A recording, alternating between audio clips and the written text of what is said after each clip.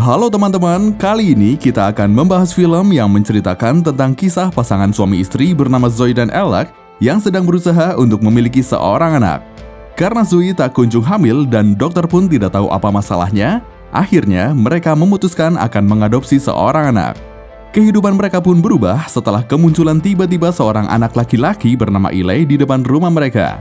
Cerita tentang bagaimana Eli membawa banyak kebahagiaan untuk pasangan Zoe dan Alec merupakan cerita dari sebuah film yang berjudul Foster atau Angel in the House yang dirilis pada tahun 2011.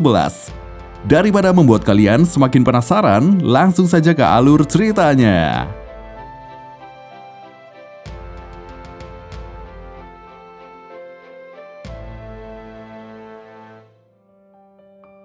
Film dimulai dari pasangan suami istri bernama Zoe dan Alec yang sedang memeriksakan diri mereka ke dokter. Saat itu, dokter mengatakan bahwa dari hasil pemeriksaan tidak ada masalah medis yang membuat Zoe dan Alec tak bisa memiliki anak. Dokter mengira bisa jadi hal itu disebabkan oleh psikosomatik yang muncul akibat trauma. Zoe bertanya, apakah bisa melakukan fertilisasi buatan? Dokter menjawab, itu adalah salah satu cara alternatif. Namun biayanya cukup besar. Sekembalinya mereka di rumah, Zoe berbicara dengan temannya yaitu Sarah.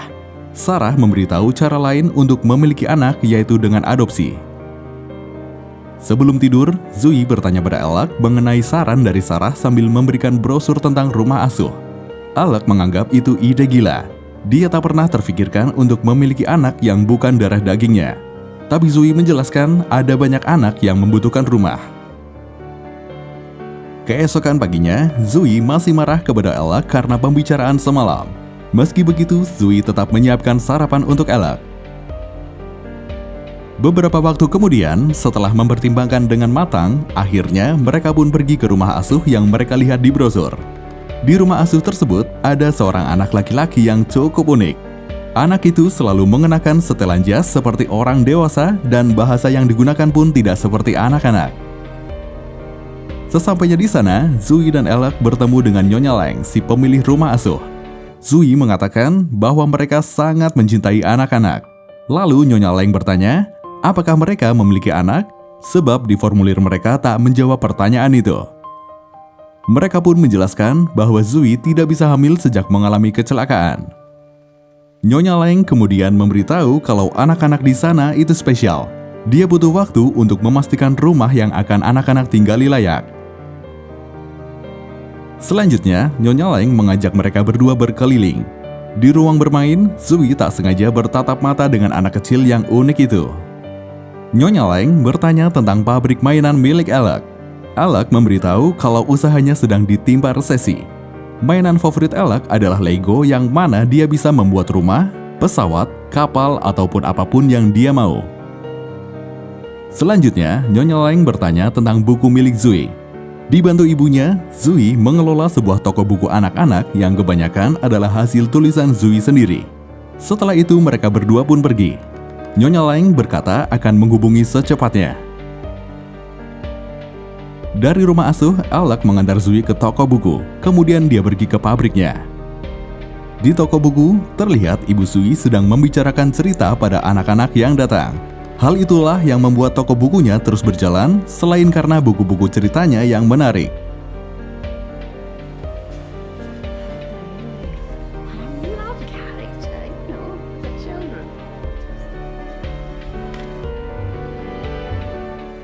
Sorenya, ketika Zoe baru saja pulang ke rumah, seseorang memencet bel rumahnya.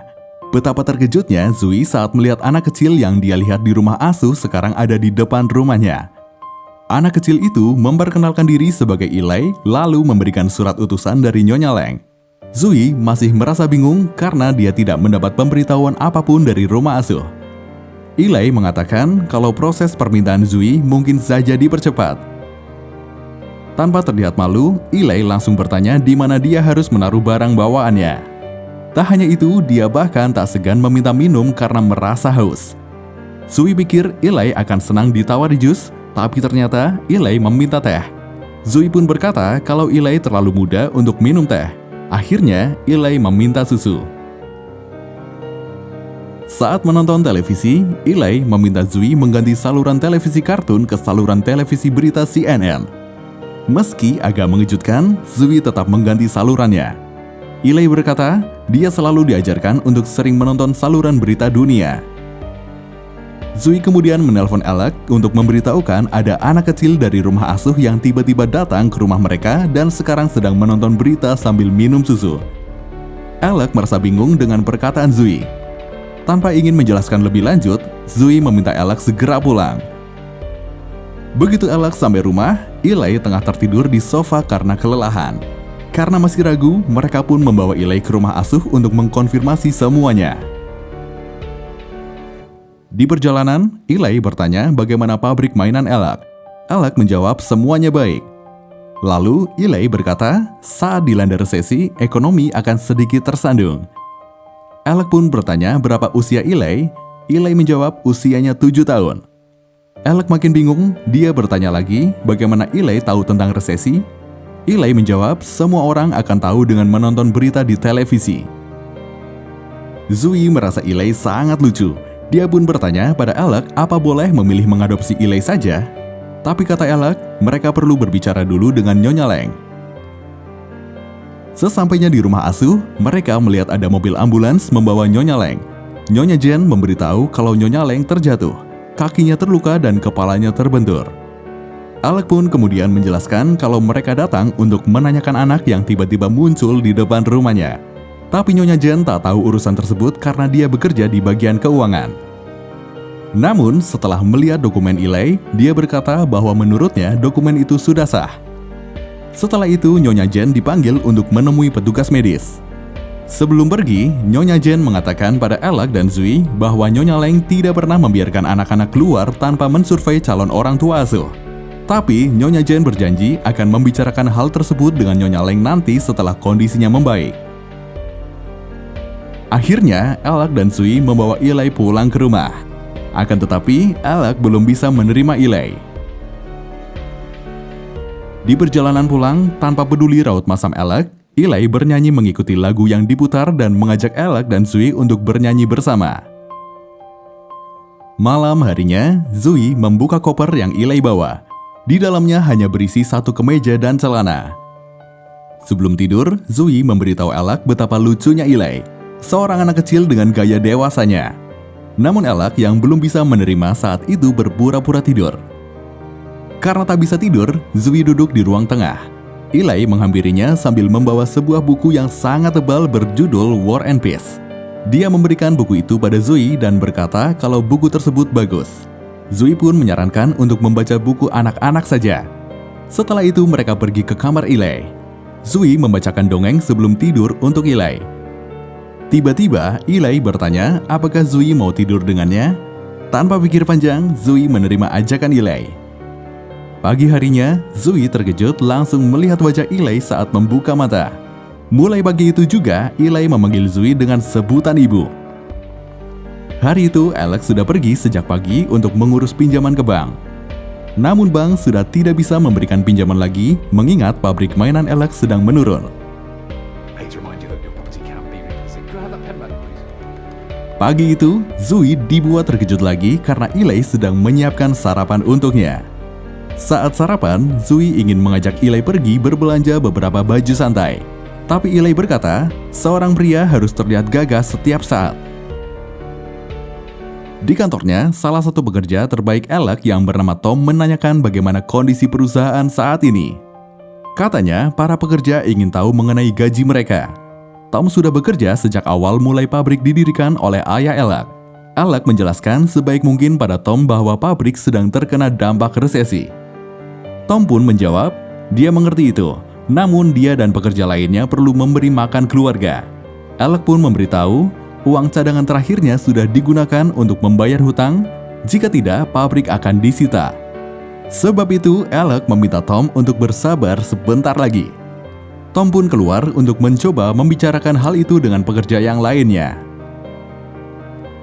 Di rumah, Eli bertanya tentang satu ruangan yang tak pernah dibuka. Zui menjawab untuk sementara Eli tak boleh masuk ke ruangan tersebut, tapi dia berjanji akan memberitahu Eli suatu hari nanti. Setelah itu, mereka berdua pergi ke taman dekat rumah. Di sana mereka bertemu dengan tunawisma bernama Potts yang selalu menghabiskan waktu di taman tersebut. Ketika Zoe dan Eli hendak pergi, tiba-tiba Potts mengatakan tanggal 15 Mei 2017. Zoe cukup terkejut mendengarnya. Itu adalah hari terjadinya kecelakaan. Zoe bertanya, bagaimana Potts tahu? Potts menjawab, ada banyak orang datang dan pergi ke rumah Zoe di hari itu. Selanjutnya, mereka pergi ke toko buku Zoe. Ibu Zoe sangat senang melihat Eli. Tiba-tiba, Alec menelpon. Zoe dan Eli pun segera pergi ke pabrik untuk menemui Alec. No, not that either. So, No, not everything. Finally, a man of distinguished taste. impressive.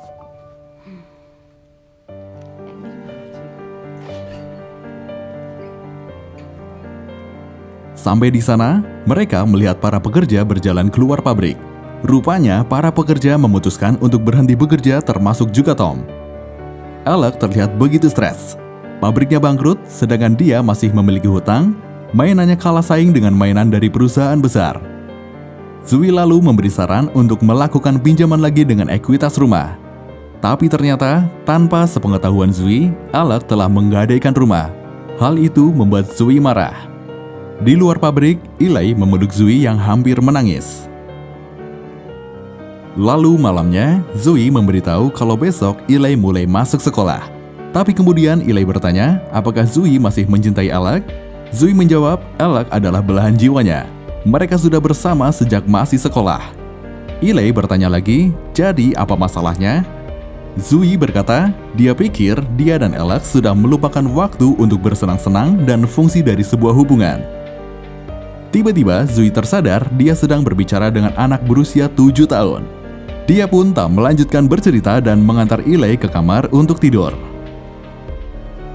Hari berikutnya, Eli pun mulai bersekolah. Tapi di jam istirahat, entah bagaimana caranya, Eli memesan taksi untuk pergi ke pabrik.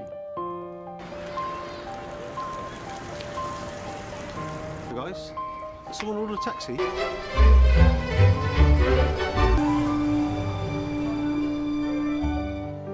Di pabrik, dia membuat Alec yang sedang tidur terkejut dengan mainan helikopter. Alec bertanya, sedang apa Eli di sana? Eli menjawab, dia pikir Alec butuh energi untuk bekerja. Alec mengatakan dirinya baik-baik saja. Eli tak yakin, bagaimana mungkin pabrik yang kosong itu baik. Dia lalu mengatakan kalau sebenarnya produk mainan Alec banyak yang bagus. Alec setuju dengan hal itu, namun masalahnya adalah dia tidak memiliki uang. Setelah mereka berdua pulang, Zoe memarahi mereka. Eli dimarahi karena kabur dari sekolah dan sembarangan memesan taksi. Eli beralasan kalau dia hanya berkeliling seperti yang Zoe minta, dan menurutnya menggunakan taksi lebih cepat dan efisien daripada bus. Tiba-tiba, seseorang memencet bel rumah. Ternyata itu adalah layanan pesan antar makanan China. Lagi-lagi itu ulah Eli. Siapa sangka Alec ternyata merasa senang dengan yang Eli lakukan. Dia terlihat sangat menikmati makanannya, sedangkan Zoe masih tampak kesal. Tastes like good. Please just ask me next time. Yes, okay, so up. Oh, it's really, really good. He's got a point. As far as crispy duck goes, this is pretty good, no? Out later.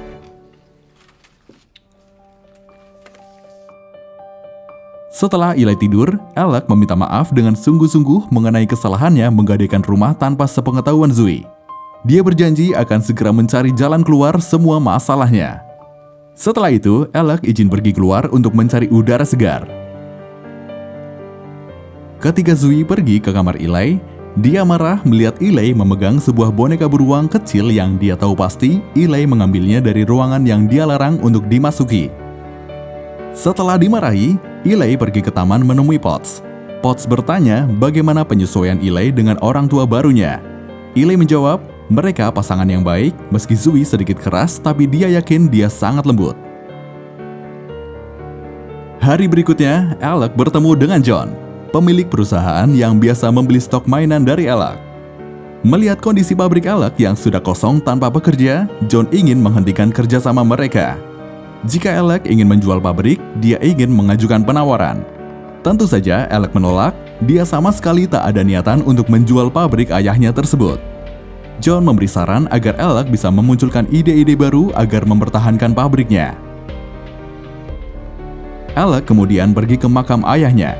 Dia menceritakan bagaimana kondisinya sekarang yang tengah kesulitan menjalankan pabrik. Tiba-tiba, Potts muncul membuat Alec terkejut. Potts berkata, terkadang makam membuat orang menjadi lucu karena berbicara dengan orang yang sudah meninggal. Potts menunjuk bunga mawar yang tumbuh di dekat makam seseorang. Lalu dia berkata, tak akan ada orang yang mengira sesuatu yang indah ternyata bisa tumbuh di kuburan. Selanjutnya, Alec pergi bermain tenis dengan temannya. Dia bermain sambil bercerita pada temannya tentang tingkah laku Eli. Temannya kemudian bertanya kabar hubungannya dengan Zoe. Alec menjawab, dia memiliki sedikit masalah. Di saat yang sama, Zoe juga sedang bertemu dengan temannya. Mendengar Zoe sedang memiliki masalah dengan Alec, temannya mengatakan, padahal dulu Zoe dan Alec adalah pasangan yang saling mengerti. Zoe dan Alec kemudian bercerita pada teman masing-masing tentang awal mengapa mereka saling jatuh cinta. Setelah itu, Alec mendatangi Zoe di toko buku. Dia berkata ingin sedikit menghabiskan waktu bersama Eli. Akhirnya, Eli pun dibawa ke pabrik Alec. Di sana, Eli membuat mainan helikopter yang tadinya hanya berjalan maju dan mundur menjadi bisa terbang ke segala arah. Alec bertanya bagaimana bisa Eli melakukannya. Eli menjawab, sebenarnya mainan itu sudah bisa terbang ke segala arah sejak awal. Dia hanya merubahnya sedikit. Kemudian, Eli bertanya mengenai gambar yang terpajang di rumah kerja Alec. Alec memberitahu itu adalah Legoland, namun dia mengingatkan agar tidak minta pergi ke sana. Setelah itu, Alec mengajak Eli ke gedung untuk memilih beberapa mainan tua. Dari banyaknya mainan, Eli tertarik dengan boneka Rusia. Alec pun memberikan mainan itu untuk Eli. Beautiful. The Russian dolls. Really? Thanks. Hari berikutnya, Eli begitu bersemangat sambil menggendong tas. Zoe bertanya kemana Eli akan pergi. Eli menjawab, Alec menyuruh mereka untuk menjemputnya di pabrik. Zoe tak pernah merasa Alec mengatakan hal itu, tapi dia percaya saja pada Eli. Sampai di pabrik, Alec begitu terkejut melihat Eli dan Zoe ada di sana. Eli langsung meminta Alec segera pergi mandi karena mereka akan pergi ke banyak tempat. Rupanya, Eli telah merencanakan liburan bersama diam-diam. Tidak ada yang tahu mereka akan pergi kemana. Alec menyetir mobil mengikuti arahan dari Eli. Setelah beberapa lama perjalanan, sampailah mereka di Legoland. Zoe dan Alec benar-benar tidak menyangka mereka pergi ke Legoland. Eli berkata, mungkin saja Alec bisa mendapatkan inspirasi di sana. Mereka bertiga pun bersenang-senang dengan menaiki semua wahana, tidak peduli itu untuk anak kecil atau dewasa. Mereka juga makan es krim bersama. Saat itulah Zoe dan Alec merasa bisa melupakan sementara semua masalah mereka. Dari Legoland, mereka beralih pergi ke tempat untuk bermain sepatu roda. Zoe tahu Alec tak pandai bermain sepatu roda. Hal itu membuat mereka teringat masa lalu.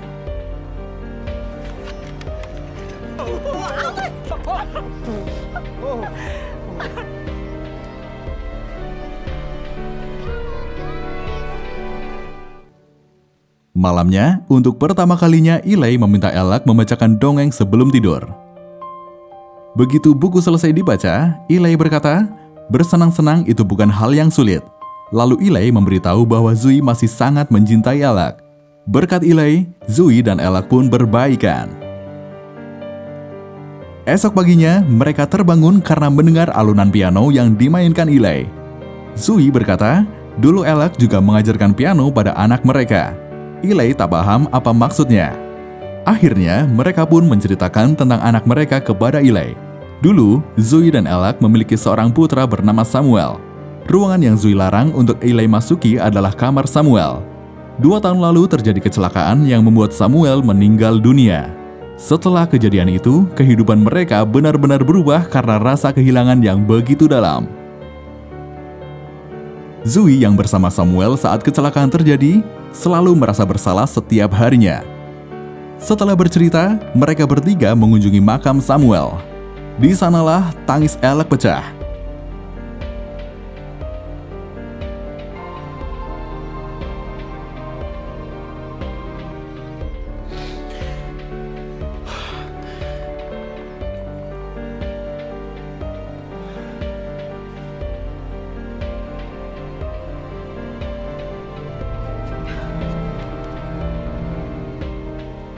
Malam itu, Alex pergi ke taman dan bertemu dengan Potts.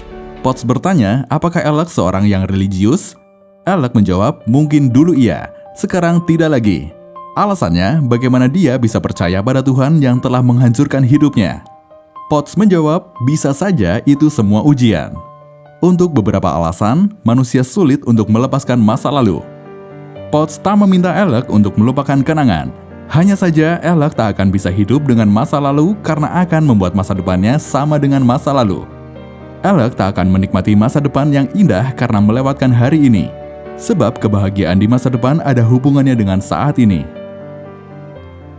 Ketika makan malam, Eli terlihat asik dengan boneka Rusianya. Alex bercerita kalau dia bertemu dengan Potts di taman. Menurutnya, Potts adalah orang yang sulit ditebak. Eli pun menanggapi. Dia berkata bahwa mereka tak akan pernah tahu isi kepala seseorang. Tiba-tiba, Alex terpikirkan ide untuk mainannya. Alex begitu semangat merancang desain mainannya tapi selalu dianggap jelek oleh Eli. Setelah mencoba berkali-kali, akhirnya Eli menyukai desainnya. Alex pun segera membuatnya.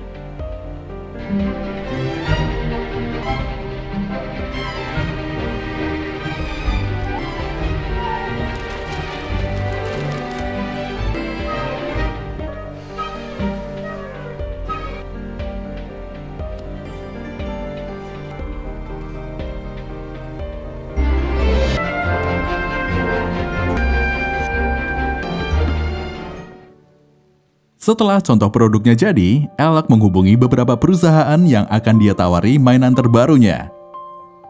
Tak lama kemudian, Alex dan Eli serta dibantu oleh Tom berangkat ke pertemuan untuk mempresentasikan produk terbaru mereka. Begitu percayanya Alex pada Eli, dia menyerahkan Eli untuk presentasi di hadapan semua perwakilan perusahaan. Kemampuan bicara Eli memang sangat luar biasa, bahkan melebihi orang dewasa pada umumnya. Eli dengan lancar memperkenalkan produk baru mereka yaitu Mystery Box. Dia memberitahu bahwa di dalamnya ada 5 mainan besar tanpa memberitahu apa saja jenis mainannya. Semua yang di dalam ruangan tahu bahwa orang sangat senang dengan sebuah misteri. Pada intinya, mereka ingin menjual mainan dengan memanfaatkan rasa ingin tahu orang-orang. Akhirnya, semua perwakilan perusahaan memesan puluhan ribu Mystery Box. Alex yang melihat itu sudah pasti merasa sangat senang.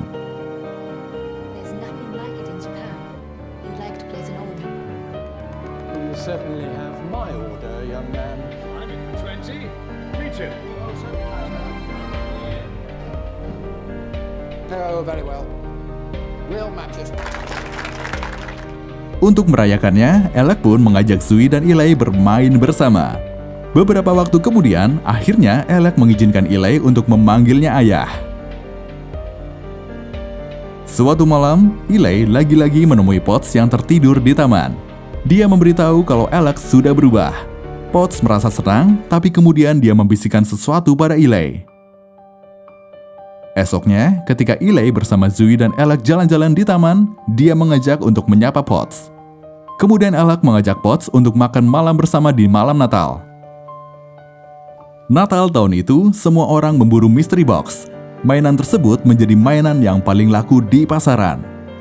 Pabrik Alex berjalan lagi, para pekerjanya pun telah kembali. Di malam Natal, selain makan bersama, Potts juga mandi dan diberi pakaian milik Alex. Ketika Potts hendak pergi, Zoe memberinya uang untuk digunakan mencari keluarganya. Merasa Potts masih perlu diperlakukan seperti anak, Zoe yakin Potts mungkin salah satu anak yang terpisah dari keluarganya. Sebelum tidur, Eli memberitahu bahwa arti nama Samuel adalah Tuhan telah mendengar. Zoe baru mengingat lagi hal itu.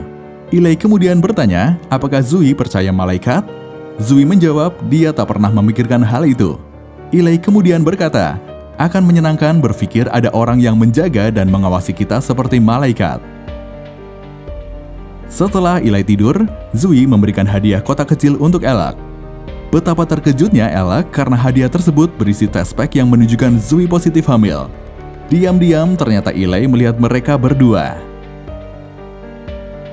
Keesokan paginya, Zoe dan Alex dibuat terkejut dengan hilangnya Eli. Di saat yang sama, mereka juga mendapat telepon dari Nyonya Jen yang memberitahu bahwa tidak pernah ada anak bernama Eli di rumah asuh. Pada dokumen atas nama Eli, baik foto dan informasi lainnya kosong. Zoe kemudian teringat SIM mainan yang mereka dapat di Legoland. Benar saja, saat dilihat SIM mainan milik Eli tak ada foto ataupun nama.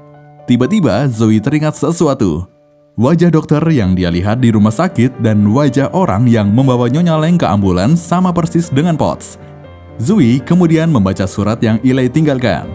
Dalam surat itu, Eli meminta Zoe tak mengkhawatirkannya karena dia tahu kemana dia pergi. Eli juga mengatakan kalau meninggalnya Samuel bukanlah salah Zoe. Sebuah hidup diambil dari dunia dengan alasan yang tidak jelas. Itu adalah misteri yang manusia harus lihat isinya. Hal buruk kadang-kadang terjadi juga pada orang baik. Eli meminta Zoe dan Alec melihat kebahagiaan yang akan terjadi di depan. Di akhir surat tertulis, "Dari malaikat kecilmu, Eli." Zoe menangis sepanjang membaca surat tersebut. Beberapa waktu kemudian, Zoe akhirnya melahirkan seorang bayi perempuan.